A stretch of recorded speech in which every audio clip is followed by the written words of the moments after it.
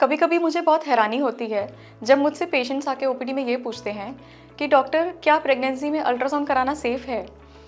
कभी कभी ऐसा भी होता है कि उनके घर में या आस पड़ोस में मौजूद ओल्ड लेडीज़ उनसे कहती हैं कि अल्ट्रासाउंड मत कराना, इसकी बुरी किरणों का शिशु पर प्रभाव पड़ सकता है और यह शिशु के लिए हानिकारक हो सकती हैं।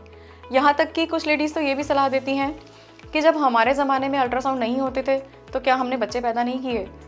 ये सच है कि उनके ज़माने में अल्ट्रासाउंड नहीं होते थे, लेकिन जब इस ज़माने में हमारे पास अल्ट्रासाउंड जैसी एक बहुत ही सेफ़ और अहम जांच उपलब्ध है तो हम उसका इस्तेमाल क्यों ना करें। अल्ट्रासाउंड से हमें ऐसी कई प्रॉब्लम्स के बारे में टाइम रहते पता चल सकता है जिनसे हम समय रहते उसका ट्रीटमेंट करके एक माँ और शिशु को एक स्वस्थ और सेफ़ डिलीवरी दे सकते हैं। जैसे कि मैं आपको कुछ कॉमन उदाहरण देना चाहूँगी। एक प्रॉब्लम का नाम आपने सुना होगा शायद, एक्टोपिक प्रेगनेंसी। ये वो प्रॉब्लम है जिसमें जो शिशु है वो यूट्रस के अंदर ना जाकर, गर्भाशय में ना जाकर, फेलोपियन ट्यूब नाम की एक नली में इम्प्लांट हो जाता है, फंस जाता है। ये एक खतरनाक स्थिति हो सकती है और ऐसे में इस स्थिति में अगर इसका सही टाइम पे उपचार ना हो तो इसकी वजह से गर्भवती महिला को जान का खतरा भी हो सकता है, उसके पेट में ब्लीडिंग हो सकती है, उसे अत्यधिक पीड़ा हो सकती है और उसको इमरजेंसी में हॉस्पिटल में ऑपरेशन कराने के लिए भी आना पड़ सकता है। तो इस प्रॉब्लम को समय रहते पहचानने के लिए अल्ट्रासाउंड एक बहुत ही उपयोगी जांच है। पहली तिमाही में जो अल्ट्रासाउंड किया जाता है उससे हमें कंफर्म पता चल जाता है कि ये प्रेगनेंसी ट्यूब में तो नहीं इम्प्लांट होने वाली और एक्चुअली में अपनी करेक्ट प्लेस यानी कि गर्भाशय के अंदर लेगी। अब मैं आपको एक और एग्जांपल देती हूँ जिससे हमें अल्ट्रासाउंड की इम्पोर्टेंस पता चलती है।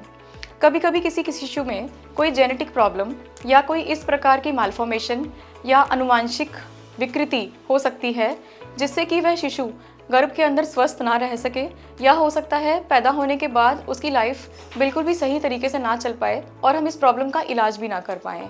जैसे कि इस स्थिति का एक एग्जाम्पल है एनेनकेफेली। एनेनकेफेली वो बीमारी है जिसमें बच्चे के सिर की हड्डियाँ ठीक प्रकार से बन नहीं पाती।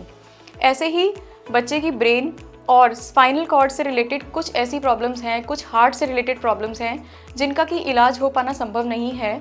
और ऐसे में अगर ऐसी कोई प्रॉब्लम हमें अल्ट्रासाउंड के ज़रिए दूसरी तिमाही में पता चलती है तो डॉक्टर्स उन कपल्स को ये ऑप्शन दे सकते हैं कि वो इस प्रेगनेंसी को कंटिन्यू ना करें और उसके लिए MTP यानी कि मेडिकल टर्मिनेशन ऑफ प्रेगनेंसी वो करवा सकते हैं।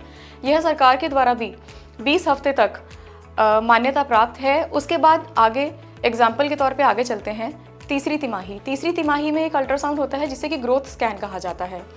इस ग्रोथ स्कैन के ज़रिए हमें ये पता चल सकता है कि जो हमारे गर्भ में शिशु पल रहा है उसकी ग्रोथ यानी कि उसकी बढ़त समय के मुताबिक बहुत आगे या बहुत पीछे तो नहीं चल रही, क्योंकि ये दोनों ही स्थितियाँ शिशु के लिए खतरनाक हो सकती हैं। गर्भ में पल रहे शिशु को इन दोनों ही स्थितियों में खतरा हो सकता है जान का भी।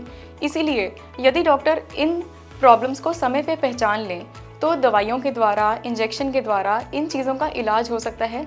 कुछ जांचें कराई जा सकती हैं जिससे कि हम उस शिशु को सेफली टाइम पे उस डिलीवरी करा के उसकी जान बचा सकते हैं। इसीलिए मेरी ये सब महिलाओं को सलाह है कि अल्ट्रासाउंड कराने से ना डरें। जब आपको डॉक्टर सलाह दे अल्ट्रासाउंड ज़रूर करवाएं। अल्ट्रासाउंड एक सेफ़ जांच है और इससे हमें बहुत सी चीज़ें पता चलती हैं जिनका हम टाइम पे इलाज कर सकते हैं। Thank you.